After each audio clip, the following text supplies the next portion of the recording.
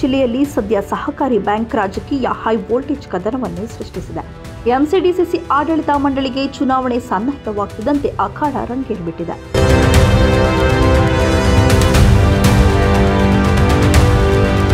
ಒಂದೂವರೆ ವರ್ಷದ ಬಳಿಕ ರಾಜ್ಯ ಸರ್ಕಾರ ಇದೀಗ ನ್ಯಾಯಾಲಯದ ಆದೇಶದಂತೆ ಎಲೆಕ್ಷನ್ ಅನ್ನು ನಡೆಸುತ್ತಿದ್ದು, ಬ್ಯಾಂಕ್ನ ಆಡಳಿತ ಮಂಡಳಿಯ 17 ಸ್ಥಾನಗಳ ಪೈಕಿ 13ಕ್ಕೆ ಮಾತ್ರ ಚುನಾವಣೆ ನಡೆಸಲು ಮುಂದಾಗಿದೆ.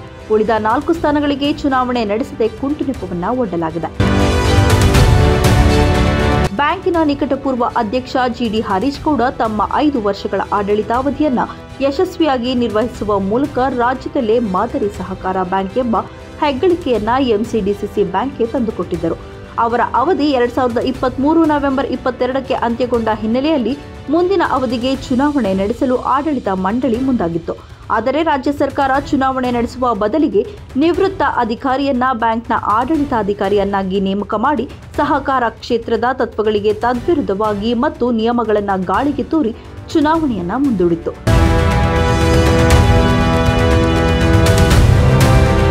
ರಾಜ್ಯದ ಎಲ್ಲ ಡಿಸಿಸಿ ಬ್ಯಾಂಕ್ಗಳ ಅವಧಿ ಮುಗಿದ ಕೂಡಲೇ ಚುನಾವಣೆ ನಡೆಸಿರುವ ಸರ್ಕಾರ, ಮುಖ್ಯಮಂತ್ರಿ ಸಿದ್ದರಾಮಯ್ಯ ಅವರ ತವರು ಜಿಲ್ಲೆಯ ಬ್ಯಾಂಕ್ನ ಆಡಳಿತ ಮಂಡಳಿ ಅವಧಿ ಮುಕ್ತಾಯಗೊಂಡು 1.5 ವರ್ಷವಾದರೂ ಏಕೆ ಚುನಾವಣೆಯನ್ನ ನಡೆಸಿರಲಿಲ್ಲ ಎಂಬುದು ಅನುಮಾನವನ್ನ ಮೂಡಿಸಿದೆ.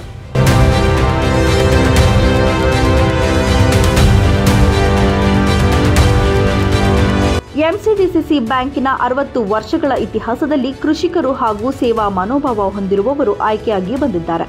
ಆದರೆ ಈ ಬಾರಿ ಮೈಸೂರು ಜಿಲ್ಲಾ ಉಸ್ತುವಾರಿ ಸಚಿವ ಎಚ್.ಸಿ. ಮಹದೇವಪ್ಪ, ಚಾಮರಾಜನಗರ ಜಿಲ್ಲಾ ಉಸ್ತುವಾರಿ ಸಚಿವ ಕೆ. ವೆಂಕಟೇಶ್, ಉಭಯ ಜಿಲ್ಲೆಗಳ 11 ಶಾಸಕರು, ಬ್ಯಾಂಕಿನ 2 ಮಾಜಿ ಅಧ್ಯಕ್ಷರು, ಮಾಜಿ ಶಾಸಕರು, ಮಾಜಿ ಸಚಿವರು, ಕ್ಯಾಬಿನೆಟ್ ದರ್ಜೆಯ ನಿಗಮ ಮಂಡಳಿ ಅಧ್ಯಕ್ಷರು ಒಂದಾಗಿ ಬ್ಯಾಂಕಿನ ಮಾಜಿ ಅಧ್ಯಕ್ಷರು, ಜೆಡಿಎಸ್ ವಕ್ತಾರರು ಆಗಿರುವ ಹುಣಸೂರು ಶಾಸಕ ಜಿಡಿ ಹರೀಶ್ ಗೌಡ ಅವರನ್ನ ಮಣಿಸಿ ಬ್ಯಾಂಕಿನ ಅಧಿಕಾರದ ಚುಕ್ಕಾಣಿ ಹಿಡಿಯುವ ಕನಸು ಕಾಣುತ್ತಿರುವ ಅನುಮಾನಗಳು ಎಲ್ಲೆಡೆ ವ್ಯಕ್ತವಾಗುತ್ತಿವೆ.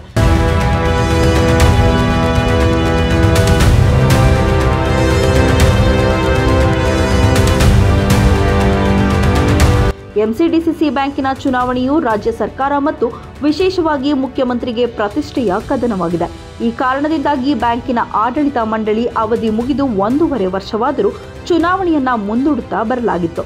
ಇದೀಗ ಅಧಿಕಾರದ ಗದ್ದುಗೆ ಏರುವ ಸಲುವಾಗಿ ಒಬ್ಬ ಶಾಸಕರ ವಿರುದ್ಧ ಇಡೀ ಸರ್ಕಾರವೇ ತೊಡೆತಟ್ಟಿ ನಿಂತಿದ್ದು, ಇದಕ್ಕೆ ಸೂಕ್ತ ಕಾರಣವೇನು ಎಂಬ ಪ್ರಶ್ನೆ ಮೂಡಿದೆ.